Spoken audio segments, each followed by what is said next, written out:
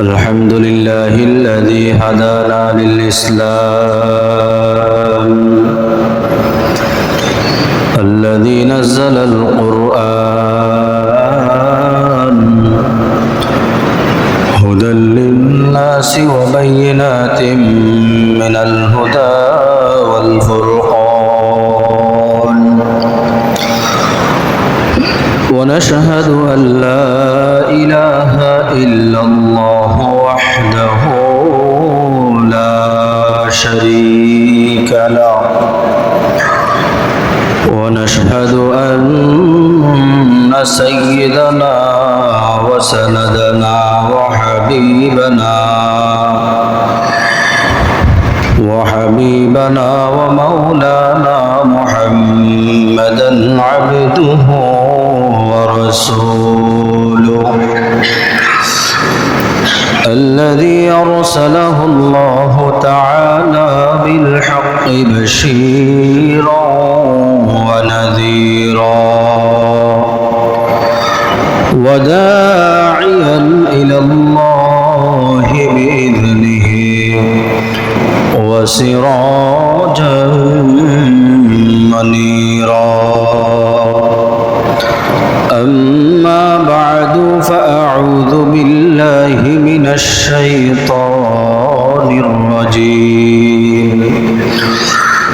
بسم الله الرحمن الرحيم.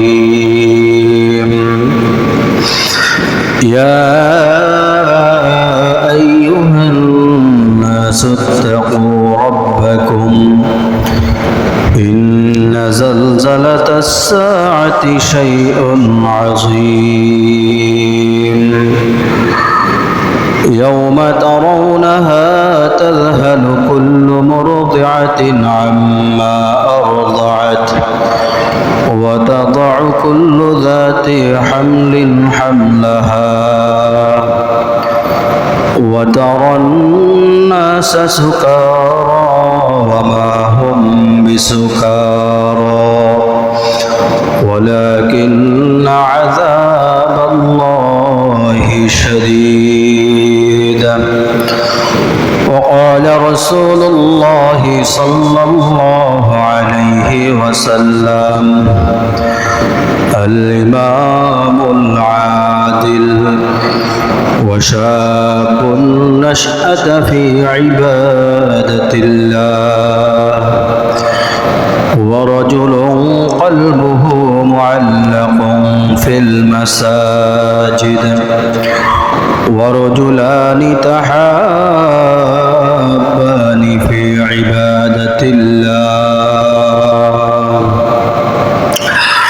ورجل تصدق بصدقة امرأة ذات منصب وجمال، ورجل تصدق بصدقة فأخفاها،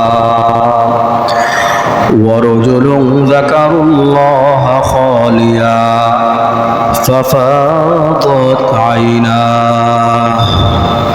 إن الله وملائكته يصلون على النبي، يا أيها الذين آمنوا صلوا عليه وسلموا تسليما. اللهم صل على ونبينا وشفيعنا وحبيبنا ومولانا محمد صلى الله عليه وعلى آله وأصحابه وبارك وسلم. اللهم صل على سيدنا ونبينا وشفيعنا وحبيبنا ومولانا محمد صلى الله عليه وعلى آله وأصحابه وبارك وسلم. بلغ العلا كشف الدجى بجماله حسنت جميع خصاله صلوا عليه وآله या मुसाफिर हम सब कब्र आखिर ठिकाना कोई आगे रवाना है कोई पीछे रवाना बलगुल उला كشف الدجى بجماله حسنت جميع خصاله لا إله إلا الله لا إله إلا الله لا إله إلا الله لا إله إلا الله لا إله إلا الله সামান্য আওয়াজ একটু বাড়াইয়েন বক্সে সামান্য একটার মুকুল্লা বাজান লাগে লা ইলাহা ইল্লাল্লাহ লা ইলাহা ইল্লাল্লাহ লা ইলাহা ইল্লাল্লাহ লা ইলাহা ইল্লাল্লাহ মুহাম্মাদুর রাসূলুল্লাহ সাল্লাল্লাহু আলাইহি ওয়াসাল্লাম মুআজ্জাজ হাজিরিন আল্লাহ রাব্বুল আলামিনের দরবারে লাখ কোটি শুকর যে মহান রব্বুল আলামিন আমাদেরকে দুনিয়াবি বিভিন্ন ঝামেলা থেকে পৃথক করে আল্লাহর ঘর মসজিদে জুমার নামাজ আদায়ের উদ্দেশ্যে আগে আসার তৌফিক দান করেছেন। এজন্য আমরা সেই মহান রব্বুল আলামিনের দরবারে মুহাব্বতের সাথে কালিমাতুশ শুকর আদায় করি আলহামদুলিল্লাহ। আল্লাহ রব্বুল আলামিন এই বৃষ্টির মৌসুমে বিভিন্ন ব্যস্ততা থেকে আমাদেরকে মুক্ত করেছেন, আল্লাহর ঘরে আগা আসার তৌফিক দিয়েছেন, এই জন্য আমরা আসতে পেরেছি। আমরা সেই শুকরিয়া স্বরূপ আবারও শুকরিয়া আদায় করি আলহামদুলিল্লাহ। পৃথিবীতে আল্লাহ তাআলা মানব জাতির আগমনের জন্য মাধ্যম করেছেন বাবা আদম আলাইহিস সালামকে। সর্বপ্রথম পৃথিবীতে কয়জন মানুষ পৃথিবীর জমিনের মধ্যে আগমন করেছেন? দুইজন। কয়জন? দুইজন। একজন আমাদের বাবা আদম আলাইহিস সালাম, আরেকজন মা হাওয়া আলাইহিস সালাম। এই দুইজন থেকে আল্লাহ তাআলা মানব জাতির আগমন শুরু করেছেন। তাদের সংসারিকের মধ্যে আল্লাহ তাআলা একাধিক সন্তানের মাধ্যমে মানব জাতির বিস্তার করছেন। এভাবে আস্তে আস্তে মানব জাতির বিস্তার করেছেন, অসংখ্য হয়েছেন। আমি আর আপনি যদি আমাকে জিজ্ঞাসা করেন আপনার দাদার নাম কি, আমি বলবো আমার দাদার নাম অমুক। যদি জিজ্ঞাসা করেন তার দাদার নাম কি, হয়তো বা আর বলতে পারবো না। কি বলেন? সর্বোচ্চ দাদা বা এর বেশি হলে দাদার বাপ, সর্বোচ্চ দাদার দাদা। এরপরে যদি জিজ্ঞাসা করেন তার দাদা, তার দাদা, তার দাদা, আর বলার সুযোগ নেই। তাহলে বাবা আদম আলাইহিস সালাম থেকে দুইজন থেকে আল্লাহ তাআলা জমিনে মানুষ বিস্তার শুরু করেছেন। এই দুইজন থেকে পৃথিবীতে বিস্তার হয়েছে। এইভাবে আমি আর আপনিও দাদার দাদা দাদার দাদা বলবো, আরেকজনও তার দাদার দাদা বলবে। যাইতে যাইতে যাইতে যাইতে ওই দুইজন, সুবহানাল্লাহ, যাইতে যাইতে ওই দুইজন। এবার আসেন, আল্লাহ তাআলা জান্নাতে দেওয়ার জন্য মানব জাতিকে সৃষ্টি করেছেন, জাহান্নামে পাঠানোর জন্য সৃষ্টি করেন নাই। কিন্তু পরীক্ষার মাধ্যমে জান্নাত দান করবেন। আমরা গত সপ্তাহে আলোচনা করেছি, প্রত্যেক ব্যক্তির নামে আল্লাহ তাআলা জান্নাতে একটা ঘর বানায় রাখছেন, সুবহানাল্লাহ। কিন্তু এই ঘরগুলা প্রত্যেক ব্যক্তি পাবে না। ওয়ারিশকৃত সম্পদের মালিক যেভাবে হয় ওভাবে যদি অর্জন করতে না পারে, তাহলে সে ওই ঘরের ওয়ারিশ হতে পারে না, ওই ঘরের মালিক হতে পারে না।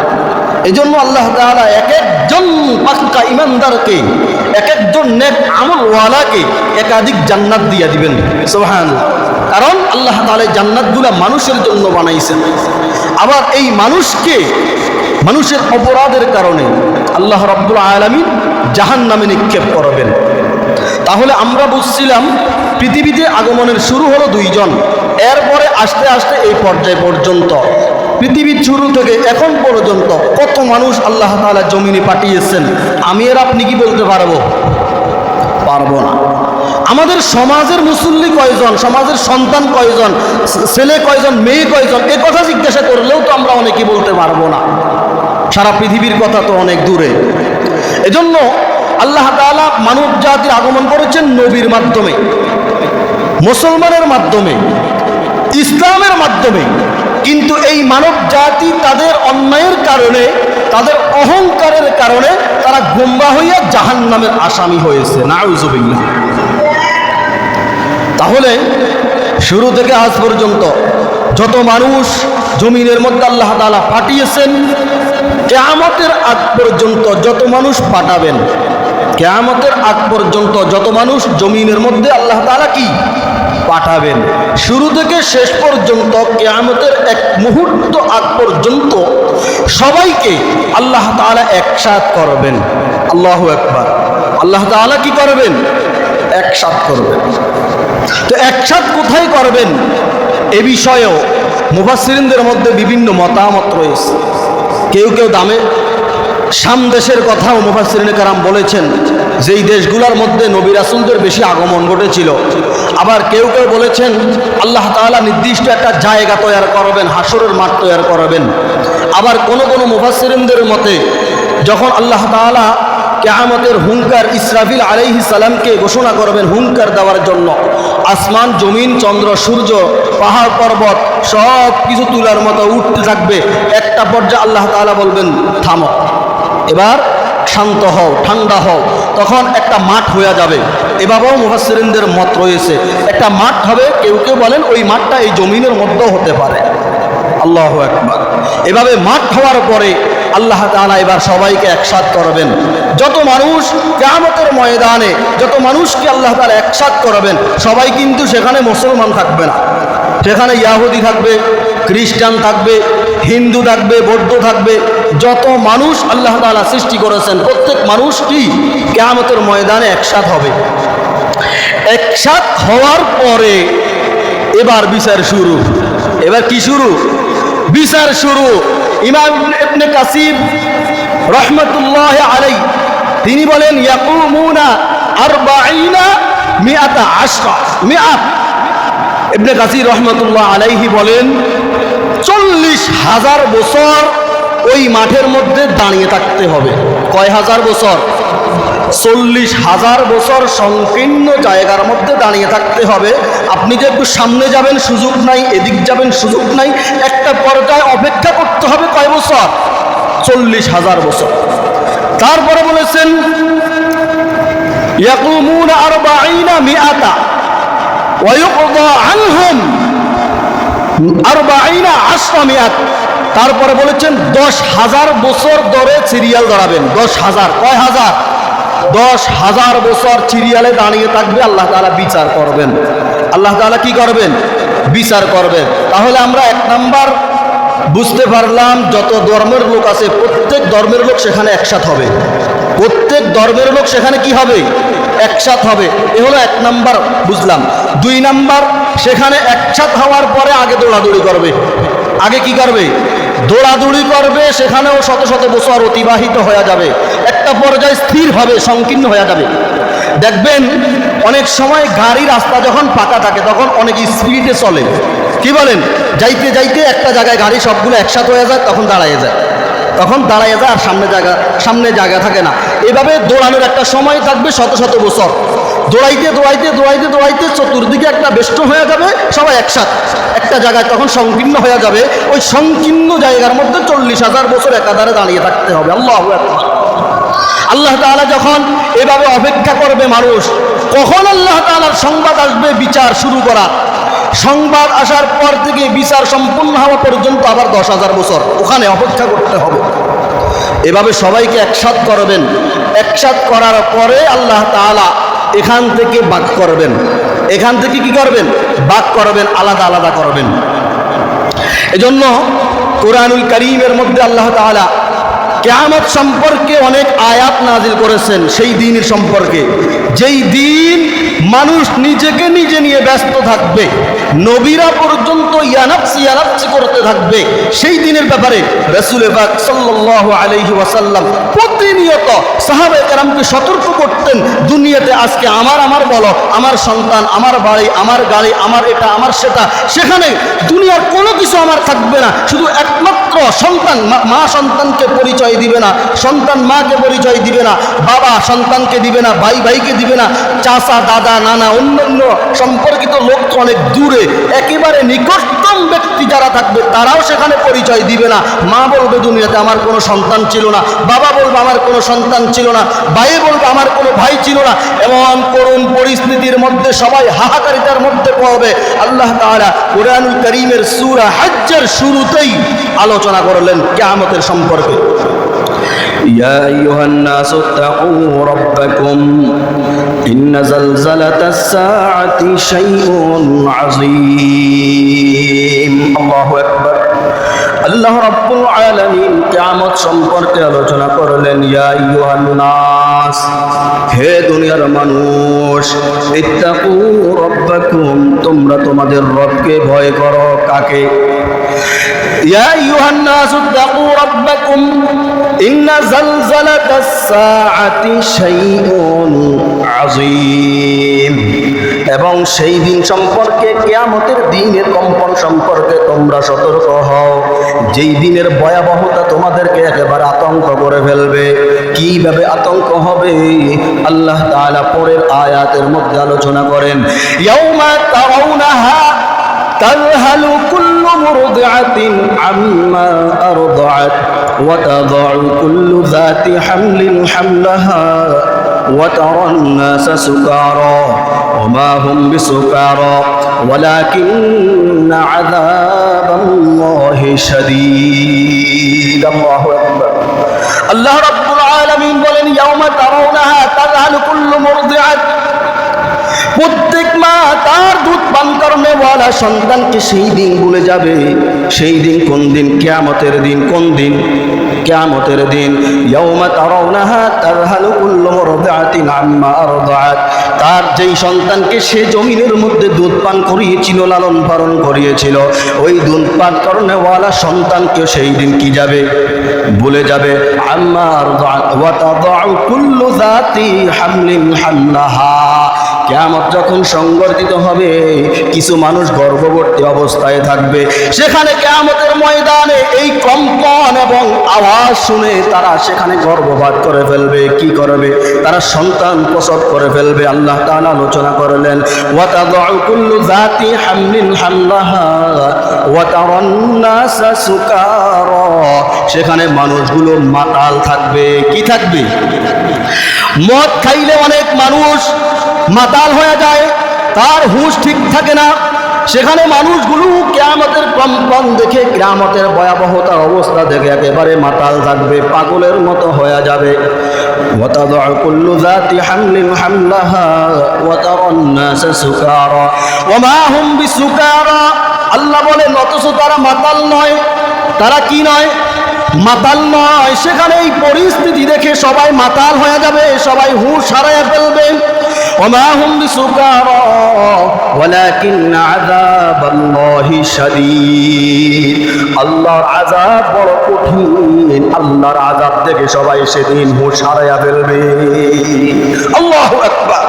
আল্লাহ তাআলার কাছে আমরা দোয়া করি, আল্লাহ সেই কিয়ামতের কঠিন সময় তুমি আমাদের সবাইকে তোমার আরশের নিচে ছায়া দান করো, আমিন। আল্লাহ রাসূল সাল্লাল্লাহু আলাইহি ওয়াসাল্লাম বলেন, বুখারীর হাদিসের মধ্যে আল্লাহ রাসূল জানায়া দেন, এমন সংকীর্ণ সময়ের মধ্যে আল্লাহ তাআলা সূর্যকে একেবারে নিকটে নিয়ে আসবে। কাকে নিকটে নিয়ে আসবে? আমরা তো এখন কয়েক কোটি কত কোটি মাইল উপর থেকে সূর্য দেখি। এই সূর্য যখন একটু তাপ বাড়িয়ে দেয় আমরা সহ্য করতে পারি না। অনেক সময় তাপমাত্রা একটু বেশি হয়ে গেলে মানুষ পাগলের মতো হয়ে যায়। এই সূর্যর কয়েক হাজার গুণ আগুন, কয়েক হাজার গুণ তাপ থেকে মাত্র একটা তাপ জমিনের মধ্যে পড়ে। এই হাজার হাজার গুণ তাপ থেকে একটা তাপ যদি একটু বাড়িয়ে দেয়, ওই একটা তাপ আমরা সহ্য করতে পারি না। আল্লাহ তাআলা কিয়ামতের ময়দানে ওই সূর্যকে ঘোষণা করবেন প্রত্যেকটি মুখ খুলে দেওয়ার জন্য এবং তাপ একেবারে সর্বোচ্চ দিয়ে দেওয়ার জন্য। এমন সময় সূর্য একেবারে নিকটতম হয়ে যাবে।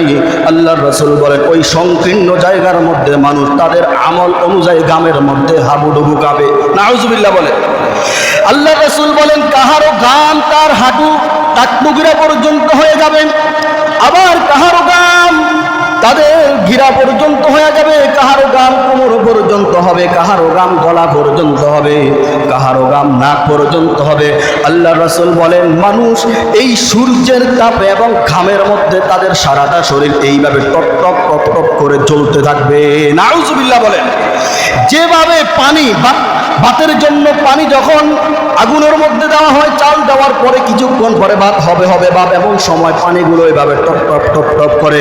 আল্লাহ রাসূল বলেন, কিয়ামতের ওই কঠিন সময় সূর্যের তাপে তাদের শরীর থেকে যেই জামগুলো ঝরবে, ওই জামগুলো ঘামগুলো টপ টপ করবে, তাদের মাথার মগজগুলো পানির ঘামের সাথে মিশে যাবে এবং তাদের রূহটা তাদের শরীরের মধ্যে থাকবে। কষ্টর মধ্যে তারা সময় কাটাইতে হবে। নাউজুবিল্লাহ। সেই দিন সবাই পাগলের মতো হয়ে যাবে। প্রত্যেক নবী তারা নিজেদেরকে নিয়ে ব্যস্ত থাকবে। হাদিসের মধ্যে আল্লাহ রাসূল সাল্লাল্লাহু আলাইহি ওয়াসাল্লাম বলেন, 7 ব্যক্তিকে এই করুণ পরিস্থিতির মধ্যে আল্লাহ তাআলা রক্ষা করবেন। সুবহানাল্লাহ। কয় ব্যক্তিকে রক্ষা করবেন? 7 ব্যক্তিকে আল্লাহ তাআলা এই কঠিন মুহূর্তে হেফাজত করবেন, আরামের দিকে নিয়ে যাবেন। আল্লাহ রাসূল সাল্লাল্লাহু আলাইহি ওয়াসাল্লাম 7 ব্যক্তির কথা আলোচনা করেছেন। 1 নাম্বার আল ইমামুল আদিল, ন্যায়পরায়ণ শাসক। শুধু একটা সমাজ নয়, যে যতটুকুর দায়িত্ব রয়েছে ওই অতটুকু অনুযায়ী ন্যায়ের সাথে ইনসাফের সাথে বিচার করা, ইনসাফের সাথে মাপকাঠি করে তারপরে সমাধান করা। আল্লাহ রাসূল বলেন, আল ইমামুল আদিল, যে একটা দেশের মন্ত্রী থাকবে, একটা দেশের প্রধানমন্ত্রী থাকবে, একটা ওয়ার্ড থেকে শুরু করে একটা দেশ পর্যন্ত, দেশ থেকে শুরু করে পৃথিবীর যে যতটুকুর দায়িত্ব থাকবে, সে ততটুকুর উপরে তার দায়িত্ব অনুযায়ী সে সর্বোচ্চভাবে ইনসাফ মোতাবেক দায়িত্ব পালন করবে, ন্যায়ের সাথে দায়িত্ব পালন করবে। এমন ব্যক্তিকে, এমন দায়িত্ববান নেতাকে কিয়ামতের ময়দানে আল্লাহ তাআলা আলাদা করে তার আরশের নিচে ছায়া দিয়া দিবে। সুবহানাল্লাহ। তাহলে 1 নাম্বার ন্যায়পরায়ণ শাসক। 2 নাম্বার ওয়াশাকুন নাশাদা ফি ইবাদাতিল্লাহ। 2 নাম্বার আল্লাহ রাসূল বলেন, যারা যৌবনকালে ইবাদত বন্দেগী করে, যুবককালে ইবাদতের মাধ্যমে সময় কাটায়। কি কালে? যুবক বয়সে, যেই বয়সের মধ্যে মানুষের অন্তরের মধ্যে বিভিন্ন গুনাহের আশঙ্কা আসে, ওই বয়সের মধ্যেই যেই যুবক ইবাদতের মাধ্যমে সময় কাটায় তাদেরকে আল্লাহ ডাকবেন, আলাদা করে ফেলবেন। সুবহানাল্লাহ। আল্লাহ তাআলা ওই যুবকদেরকে কিয়ামতের ময়দানে আরশের নিচে ছায়া দিয়ে দিবেন। এই কঠিন মুহূর্ত থেকে তাদেরকে আল্লাহ তাআলা শান্তির মধ্যে রেখে দিবেন। সুবহানাল্লাহ। 3 নাম্বার ওয়ারজুলুন কলবুহু মুআল্লাকুন ফিল মাসাজিদ। আল্লাহ রাসূল সাল্লাল্লাহু আলাইহি ওয়াসাল্লাম বলেন, 3 নাম্বার, যার কলব সদা সর্বদা মসজিদের সাথে সম্পর্ক, তার কলবের সাথে মসজিদের সাথে সম্পর্ক থাকে, সব সময় মসজিদের দিকে মনটা ঝুঁকে থাকে, এমন ব্যক্তিকে আল্লাহ তাআলা কিয়ামতের ময়দানে আরশের নিচে ছায়া দান করবেন। সুবহানাল্লাহ। ওয়ারজুলুন কলবুহু মুআল্লাকুন ফিল মাসাজিদ ওয়ারজুলানি তাহাব্বানি ফিল্লাহ। আল্লাহ রাসূল 4 নাম্বার বলেছেন ওই দুই ব্যক্তি যারা একে অপরকে মহব্বত করে একমাত্র আল্লাহর জন্য। কার জন্য? আল্লাহর জন্য। এমন মহব্বতের ব্যক্তিদেরকে আল্লাহ তাআলা সেখানে আরশের নিচে ছায়া দান করবেন। সুবহানাল্লাহ। ওয়ারাজুলুন গলাবাতহু ইমরাতু যাতা ইমরাত ওয়ারাজুলুন গলাবাতহু ইমরাতু যাতা মুনসিবিন ওয়া জামাল।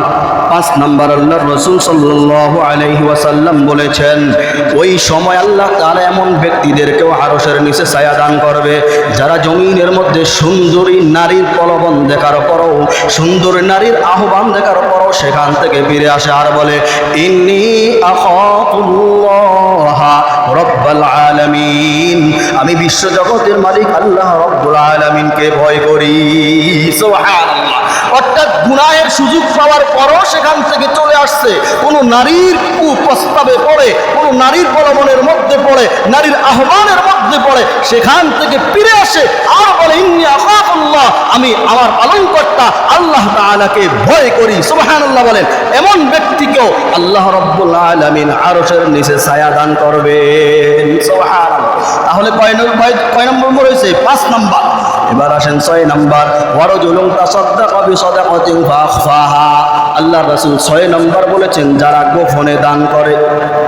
ডান হাতে কি দান করেছে বাম হাতে জানে না, গোপনে গোপনে দান করার বিধান রয়েছে, প্রকাশ্যেও দান করার বিধান রয়েছে, কিন্তু মাঝে মাঝে মাঝে মাঝে গোপনে গোপনে আল্লাহর পথে কিছু খরচ করা, মাঝে মাঝে গোপনে কোনো মানুষের উপকার করা, মাঝে মাঝে গোপনে গোপনে কোনো এতিম বাচ্চাকে একটু সহযোগিতা করা, গোপনে গোপনে কোনো একজন গরিব মানুষকে সহযোগিতা করা, এভাবে যারা অন্যকে প্রকাশ না করে গোপনে গোপনে এমন নেক কাজ করবে, আল্লাহর রাসূল বলেন আল্লাহ তাআলা কিয়ামতের ওই কঠিন কম্পনের সময় তাদেরকে আরশের নিচে ছায়া দান করবে।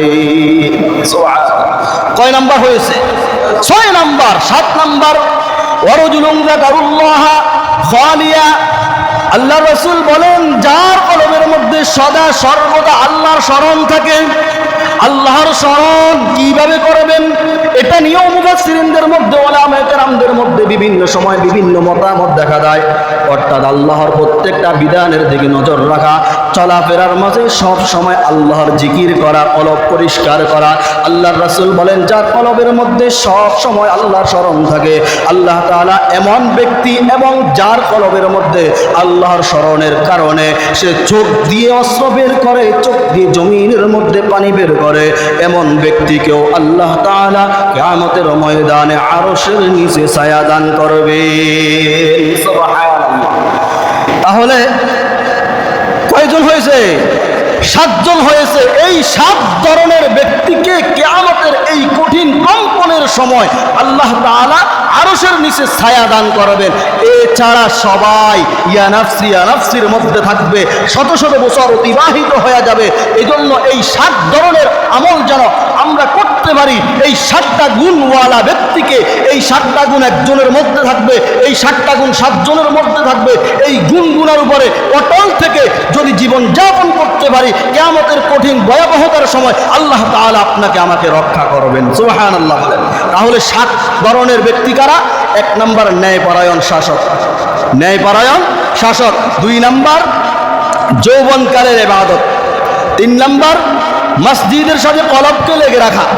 4 নাম্বার একে অপরকে মহব্বত করা আল্লাহর জন্য।